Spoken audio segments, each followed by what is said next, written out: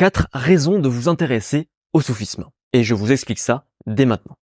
La première, et vous le savez, c'est que au sein de la communauté musulmane, le soufisme, c'est une question qui est assez régulièrement controversée. Controversée au sein d'Internet, au sein surtout des réseaux sociaux, et aussi peut-être au sein de vos connaissances qui vous disent que le soufisme, attention, soit c'est peut-être potentiellement un danger parce qu'on ne sait pas trop, soit carrément certaines personnes vous disent que le soufisme c'est contraire à l'islam. Alors quelles sont les raisons pour lesquelles ces personnes vous disent ça? C'est des critiques, il faut le savoir, qui sont à la fois pertinentes, mais aussi à la fois simplistes et donc erronées. Alors, ça peut paraître contradictoire, ce que je suis en train de vous dire, à la fois pertinent et à la fois erroné, mais vous allez le comprendre parce qu'en fait, les 3 prochaines raisons à la suite de cette première raison, ça va expliquer mon propos. Alors, la première raison, donc, c'est les critiques des personnes qui vont dire que les soufis ou le soufisme sont contraires à l'islam, parce que pour eux, déjà, c'est l'idée, la première premier argument de ces personnes-là, c'est de dire que le soufisme n'existait pas à l'époque du prophète Muhammad. Donc, cette idée, on va y revenir ensuite dans les prochaines raisons, comme je vous l'ai expliqué.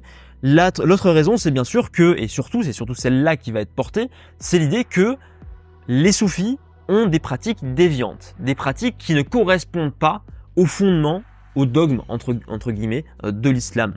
Et parmi ces pratiques, par exemple, il y a la pratique d'aller visiter les tombes, donc aller visiter les tombes et surtout, non seulement visiter les tombes, mais aussi prier pour les personnes qui y sont, et finalement aussi placer les morts, les défunts, en termes d'intermédiaires vis-à-vis de Dieu, c'est-à-dire finalement de fêter les morts et même de prier, d'adorer les morts. Et ça, bien sûr, c'est contraire à l'islam. Le second point, c'est aussi des pratiques au sein des cérémonies soufis.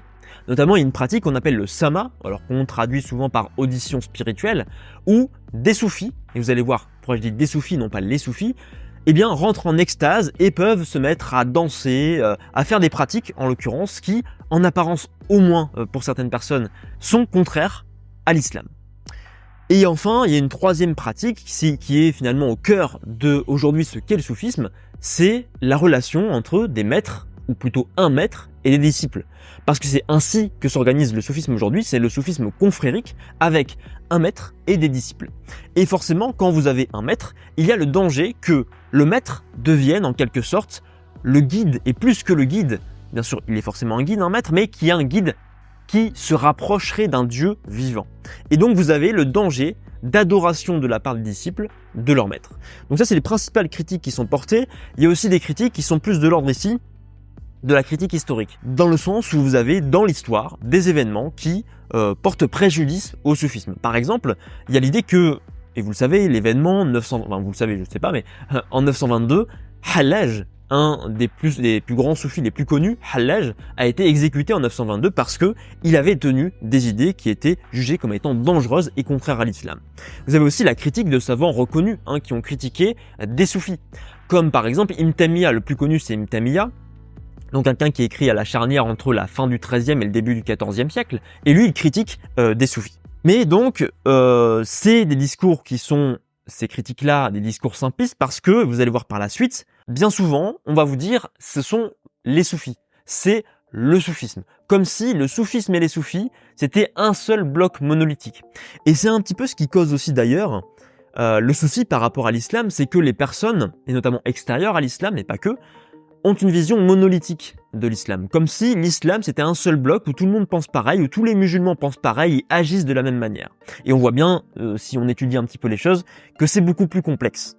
Donc c'est pour ça qu'on en vient maintenant à la raison numéro 2, c'est que de vous montrer que le soufisme, ce n'est pas simplement le soufisme avec voilà, l'article le, c'est simplement le soufisme, un bloc monolithique, et c'est pas simplement le soufi.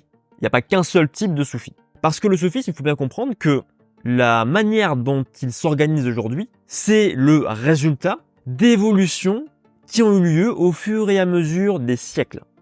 Au début de l'islam, le soufisme en tant que tel, et c'est pour ça qu'on a la critique de l'idée que le soufisme n'existait pas à l'époque du prophète Mohammed, bon, en tant qu'historien, on n'a pas du tout les sources pour répondre par oui ou par non, mais on sait qu'au début de l'islam, il y avait surtout ce qu'on appelle des ascètes.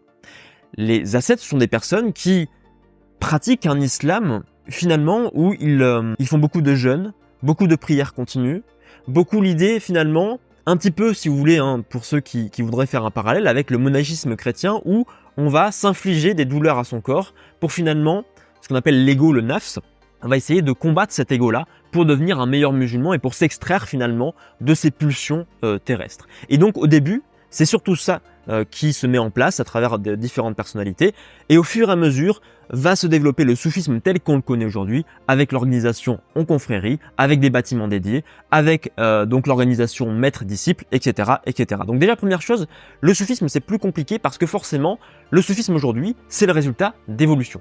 Et qui dit résultat d'évolution dit aussi pluralité. Pluralité de chemins qui vont être pris, qui vont être empruntés par les soufis. Aussi, pourquoi c'est plus complexe et plus riche, c'est parce que vous avez des pratiques et des conceptions qui sont différentes. Et ça, on le voit notamment par le fait que, en fait, les critiques que je vous ai énoncées auparavant, je vous ai dit, certains soufis sont critiqués, le soufisme a été critiqué, mais des soufis ont été critiqués par les soufis eux-mêmes.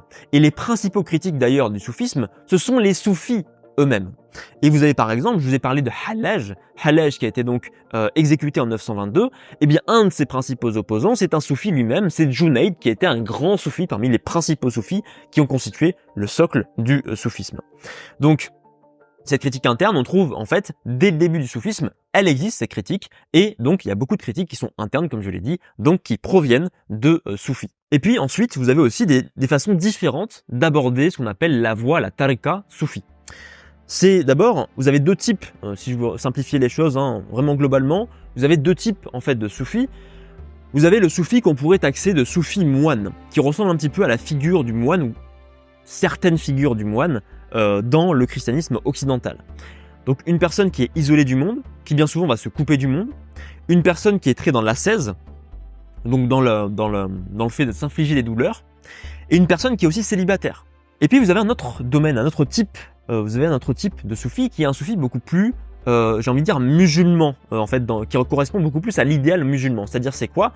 C'est un soufi qui est intégré dans la société, donc il est en fait marié, souvent il a des enfants, il a aussi un travail, et il aide beaucoup les autres, il est finalement aussi ancré dans la société. Et donc vous avez déjà deux types, vous voyez ici, et là je parle juste de deux types principaux de soufis. Donc là aussi, complexité, pluralité, et entre les deux types de soufis, vous avez aussi des critiques en interne au sein des soufis qui vont dire oui mais ça c'est pas une bonne manière de pratiquer la voie, de s'isoler et finalement d'être en dehors de la société.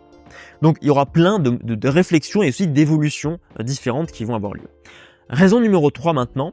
La raison numéro 3, c'est que les soufis ont eu un rôle important dans le développement de l'islam. Je vous ai dit que il y a eu des critiques de la part de savants musulmans comme par exemple Ibn Taymiyyah. Mais la chose qui est importante à comprendre, c'est que beaucoup de savants musulmans ont été influencés, au moins en partie, par les soufis ou par des idées soufis ou par des réflexions menées par des soufis. Ibn Taymiyyah, par exemple, a été influencé à minima par le soufisme. Ensuite, vous avez aussi des soufis qui ont été importants au sein de l'histoire de l'islam, en tant que religion, par exemple, en tant que personnes qui vont, par exemple, transmettre la tradition prophétique, les hadiths. Hassan al-Basri, justement, qui n'est pas considéré, qui ne peut pas être taxé d'être un soufi pur et dur parce qu'il fait partie de ces débuts de l'islam. Donc c'est en fait un ascète qui pratique ce qu'on appelle l'ascèse, c'est le zourd en arabe, et Hassan al-Basri, c'était quelqu'un d'important dans l'histoire de l'islam. Et vous avez plein aussi de savants musulmans qui ont été importants. Je vous ai parlé d'Ibn Taymiyyah. Ibn Taymiyyah, il fait partie de l'école qu'on appelle Hanbalites. Les Hanbalites, donc école juridique, souvent sont taxés, à tort, parce que c'est simpliste là aussi, d'être des littéralistes. Donc d'être plutôt, alors souvent les personnes extérieures à l'islam vont dire, c'est souvent des rigoristes. Et pourtant, on pourrait se dire que les Hanbalites sont donc logiquement contre les soufis, et pourtant, au sein des Hanbalites, vous avez eu des soufis. Donc c'est pour vous montrer que les choses sont plus complexes, et en plus, le soufisme a eu un impact dans le développement de l'islam. Quatrième raison maintenant d'étudier, de vous intéresser un minimum au soufisme, c'est que les soufis et le soufisme a eu un rôle extrêmement important dans l'histoire de l'islam, dans l'histoire arabo-musulmane, donc l'histoire des sociétés musulmanes, au fur et à mesure des siècles. Pourquoi? Notamment à partir, on pourrait dire, des 10e, 11e surtout, et ensuite surtout 12e, 13e, 14e siècle. Pourquoi? D'abord au sein de l'islamisation, au sein de la diffusion de la religion musulmane au sein de nouveaux peuples, auprès de nouveaux peuples, dans des régions qui soit venaient d'être conquises, ou alors auprès de dynasties qui venaient de devenir musulmanes, enfin, ou qui venaient finalement de se rapprocher des régions musulmanes et parfois même d'attaquer les régions musulmanes. Ici, je pense notamment par exemple à l'Anatolie, qui est une région qui est nouvellement islamisée, et les soufis auront un grand rôle dans l'islamisation des populations locales, mais surtout je pense à qui? Je pense aux dynasties mongoles, notamment les Ilkhanides, la Horde d'Or également. Vous connaissez Barke Khan, et Barke Khan, alors on n'est pas sûr parce qu'on n'a pas les sources pour le faire, mais il y a des grandes probabilités pour que le soufisme ait été important dans la conversion de Barke Khan, donc le Khan, le gouvernant si vous voulez, de la Horde d'Or. Donc les soufis ont été importants pour ça. Les soufis ont été importants aussi pourquoi? Par l'essor, valoriser l'essor, favoriser l'essor du sunnisme. Vous avez eu avec les Seldjoukides et ensuite sous les Ayyubides avec une personne par exemple comme Saladin, l'essor du sunnisme, la volonté de promouvoir le sunnisme, notamment par rapport à un chiisme qui était de plus en plus important avec la dynastie des Fatimides en Égypte.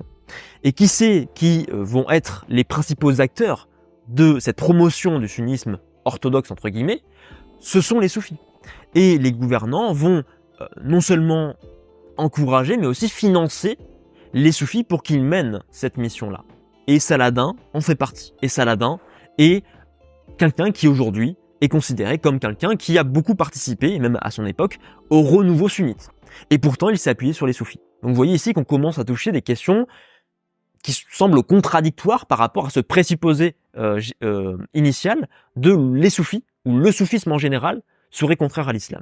Donc je continue. Maintenant, les soufis ont aussi été importants dans l'histoire musulmane, et notamment ici dans les sociétés, parce qu'ils ont fourni des soutiens à la fois psychologiques, spirituels, mais aussi matériels aux populations à des époques qui sont extrêmement compliquées d'un point de vue à la fois politique et psychologique. Parce que vous avez, entre les 12e et les 14e siècles, la Reconquista, d'abord les croisades, et ensuite, bien sûr, les invasions mongoles. Et donc les soufis ont eu un rôle dans tout ça pour faire que les sociétés fonctionnent mieux et s'organisent mieux. Vous avez aussi des soufis qui, il faut le savoir, ont été parmi les plus grands acteurs du djihad. Et quand je parle de djihad, ici, c'est la lutte armée. Beaucoup de soufis ont combattu les puissances extérieures, les Mongols par exemple, ou la Reconquista, donc la Reconquista chrétienne, les puissances chrétiennes ibériques. Beaucoup de soufis ont participé à ça. Donc voilà un petit peu les 4 raisons du pourquoi du comment, aujourd'hui, vous devriez, ou en tout cas, je vous incite à vous intéresser un minimum, voire à étudier, si vous en avez envie, le soufisme. Et si ça vous intéresse, eh bien, je vais mettre en place, je vais organiser un direct privé lundi qui arrive à 8h30.